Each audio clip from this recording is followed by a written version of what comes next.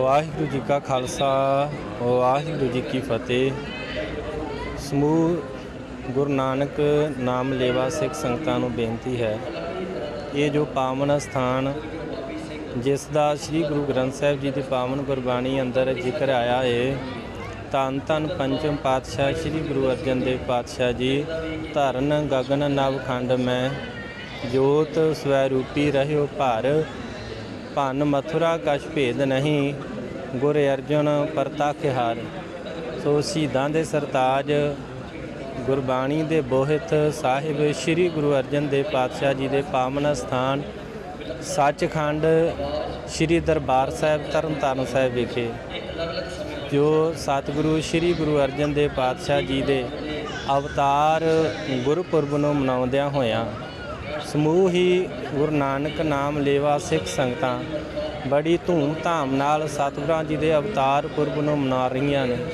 ਸੋ ਸਾਧ ਸੰਗਤ ਦੇ ਚਰਨਾਂ 'ਚ ਬੇਨਤੀ ਹੈ ਕਿ ਜੋ ਕਿ 23 ਅਪ੍ਰੈਲ ਨੂੰ ਸਤਿਗੁਰਾਂ ਦਾ ਅਵਤਾਰ ਗੁਰਪੁਰਬ ਆ ਰਿਹਾ ਹੈ, ਸਰਬੱਤ ਸਾਧ ਸੰਗਤਾਂ ਨੂੰ ਬੇਨਤੀ ਹੈ ਕਿ ਸਤਿਗੁਰਾਂ ਦੇ ਪਾਵਨ ਅਸਥਾਨ 'ਤੇ ਪਹੁੰਚ ਗਏ, ਜਿੱਥੇ ਸਤਿਗੁਰਾਂ ਨੇ ਪਾਵਨ ਗੁਰਬਾਣੀ ਅੰਦਰ ਫਰਮਾਨ ਕੀਤਾ ਹੈ, ਕਰ ਇਸ਼ਨਾਨ ਸਿਮਰ ਪ੍ਰਭ ਆਪਣਾ ਤਨ ਮਨ ਭੈ ਅਰੋਗਾ। ਸੋ ਜਿੱਥੇ ਸਤਿਗੁਰਾਂ ਨੇ ਸਾਨੂੰ ਇਸ ਤਨ ਨੂੰ ਅਰੋਗ ਕਰਨ ਲਈ ਇਹ ਪਾਵਨ ਸਰੋਵਰ ਦੀ ਦਾਤ ਦਿੱਤੀ ਆ, ਅਤੇ ਇਸ ਮਨ ਨੂੰ ਅਰੋਗ ਕਰਨ ਲਈ ਪਾਵਨ ਗੁਰਬਾਣੀ ਦਾ ਸਮੁੰਦਰ ਸਾਹਿਬ ਸ੍ਰੀ ਗੁਰੂ ਗ੍ਰੰਥ ਸਾਹਿਬ ਦੀ ਦਾਤ ਦਿੱਤੀ ਹੈ। ਸੋ ਸਾਧ ਸੰਗਤ ਜੀ ਇਸ ਪਾਵਨ ਅਸਥਾਨ 'ਤੇ ਨਤਮਸਤਕ ਹੋ ਕੇ ਪਾਵਨ ਗੁਰਬਾਣੀ ਨੂੰ ਆਪਣੇ ਹਿਰਦੇ ਦੇ ਵਿੱਚ ਵਸਾ ਕੇ ਸੰਗਤ ਕਰਕੇ ਇਸ ਮਨੁੱਖਾ ਜੀਵਨ ਦਾ ਲਾਹਾ ਪ੍ਰਾਪਤ ਕਰੀਏ। ਸੋ ਸਾਧ ਸੰਗਤ ਨੂੰ ਸਤਿਗੁਰਾਂ ਦੇ ਅਵਤਾਰ ਗੁਰਪੁਰਬ ਦੀ ਲੱਖ ਲੱਖ ਵਧਾਈ ਹੋਵੇ। ਸੋ ਵੱਧ ਤੋਂ ਵੱਧ ਸੰਗਤਾਂ ਸਤਿਗੁਰਾਂ ਦੇ ਪਾਵਨ ਅਸਥਾਨ 'ਤੇ ਹਾਜ਼ਰੀਆਂ ਭਰ ਕੇ ਗੁਰੂ ਘਰ ਦੀਆਂ ਖੁਸ਼ੀਆਂ ਪ੍ਰਾਪਤ ਕਰੋ ਜੀ। ਵਾਹਿਗੁਰੂ ਜੀ ਕਾ ਖਾਲਸਾ ਵਾਹਿਗੁਰੂ ਜੀ ਕੀ ਫਤਿਹ। ਦਰਬਾਰ ਸਾਹਿਬ ਤਰਨਤਾਰਨ ਵਿਖੇ ਸਾਹਿਬ ਸ੍ਰੀ ਗੁਰੂ ਅਰਜਨ ਦੇਵ ਪਾਤਸ਼ਾਹ ਜੀ ਦੇ ਕਿਰਪਾ ਦੇ ਨਾਲ ਸਾਹਿਬ ਸ੍ਰੀ ਗੁਰੂ ਤੇਗ ਬਹਾਦਰ ਪਾਤਸ਼ਾਹ ਜੀ ਦਾ ਅੱਜ ਗੁਰਪੁਰਬ ਮਨਾਇਆ ਗਿਆ ਹੈ। ਇਹ ਸਿੱਖ ਸੰਗਤ ਦੇ ਸਹਿਯੋਗ ਨਾਲ ਮਨਾਇਆ ਗਿਆ ਹੈ। ਸੰਗਤ ਦਾ ਬੜਾ ਵੱਡਾ ਇਕੱਠ ਵੇਖਣ ਨੂੰ ਮਿਲਿਆ ਹੈ।